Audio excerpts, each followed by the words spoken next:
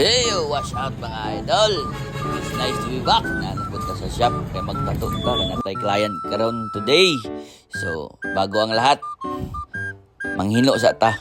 Manghino. So, wag ka paabot sa atong client ani. So, magkuan sa taran ni sa shop. Mag muni-muni muna. Magmuni-muni.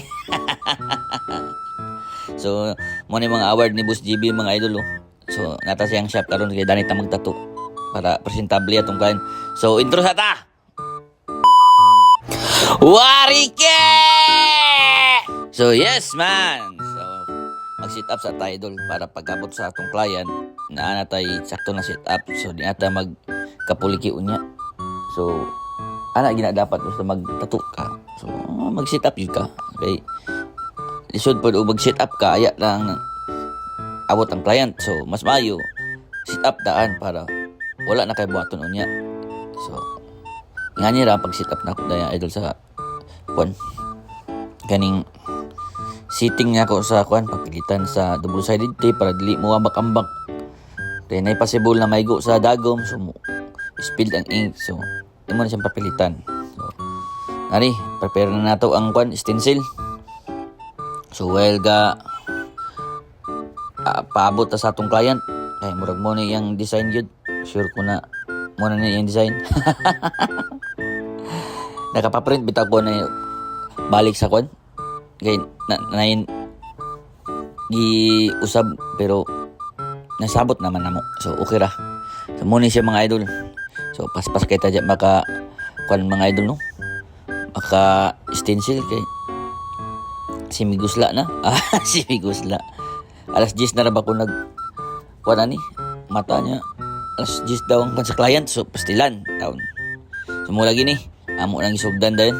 Paspasan na pagkubkub na ko ang iyang kwan tato aron mahuman na kay kwan na ba kani siya kaning memorable kaning design customize niya siya nabuot ani sa design. So father's love yun sa iyang daughter.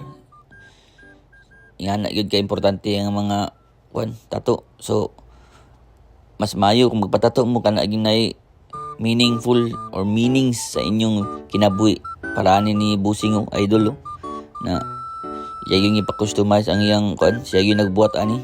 Siya yung nagsinsa ko ani. Apil niya yung pangalan sa iyang anak. Nasa kwan.